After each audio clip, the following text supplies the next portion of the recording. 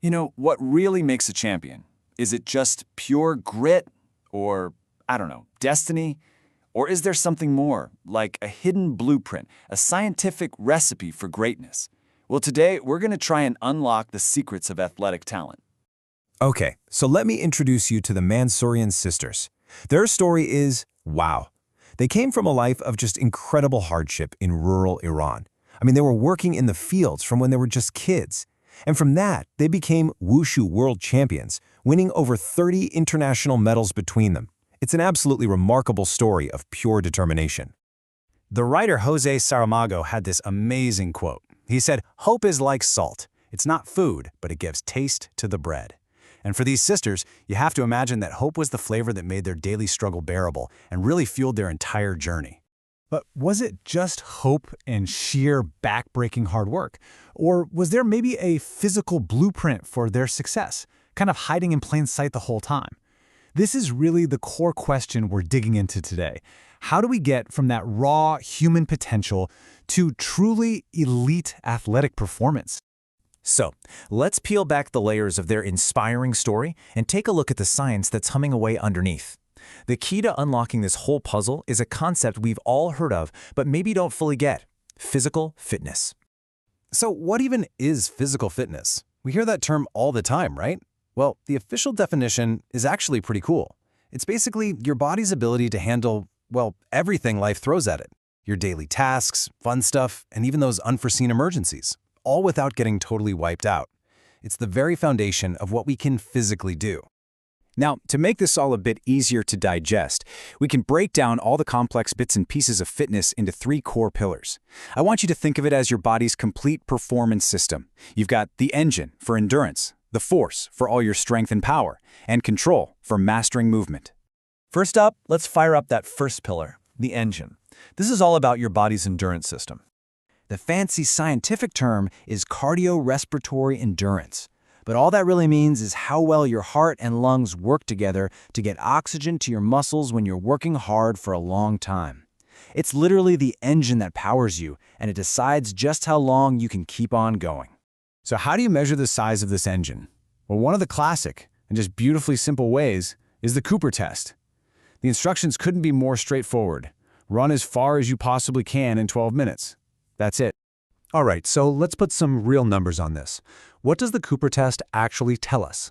For a guy who's, say, 16 to 18, running somewhere between 2,200 and 2,700 meters, that's about average. But to get into that excellent zone, you got to push past 2.7 kilometers in just 12 minutes.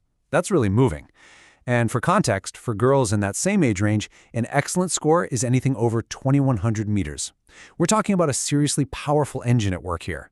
Okay, so we've got the engine covered. Let's move on to our second pillar, the force.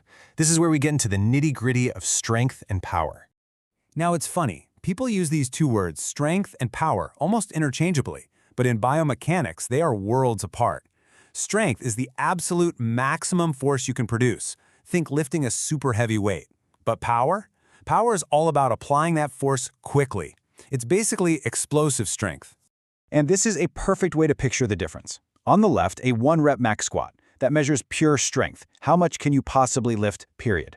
But on the right, a vertical jump from that same squat position, that's measuring power. How quickly can you explode upwards? It's all about strength combined with speed.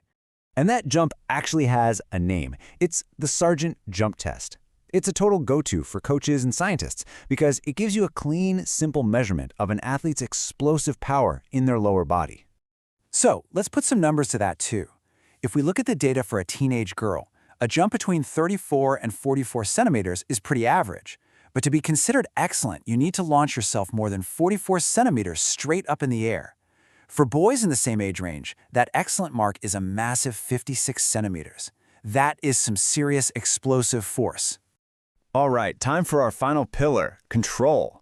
This isn't just about raw output. It's about mastering your movement with precision, with efficiency. And a huge part of control is agility. Agility is your ability to just slam on the brakes, change direction on a dime, and then accelerate again, all while staying perfectly balanced and in control. It's like the glue that connects an athlete's speed and power to the messy, unpredictable world of sports. And this is how you test it. The Illinois Agility Test is an absolute beast. It forces you to sprint, weave through cones, slow down, and change direction constantly. It's just a fantastic way to measure how well someone can command their own body when moving at top speed. So how fast is fast? Well, for a teenage male athlete, if you can finish this whole complicated course in under 18 seconds, that's considered excellent. And this isn't just about sprinting. It takes an incredible blend of acceleration, body control, and coordination. For girls in that same age group, the excellent benchmark is under 22 seconds. So here's the crucial point. It's all about how these pieces, the engine, the force, and the control, fit together to create the complete athlete. It really comes down to this simple but incredibly powerful equation. A strong engine for endurance, combined with explosive force for strength and power, all guided by precise control over movement. That is the blueprint for a champion. And this brings us full circle, right back to the Mansourian sisters. See, their success, it wasn't some kind of miracle. It makes so much sense when you look at it this way. Their tough life, all that physically demanding work they did as kids, it basically and completely unintentionally forged this exact blueprint. They built an elite engine from endless hours of work.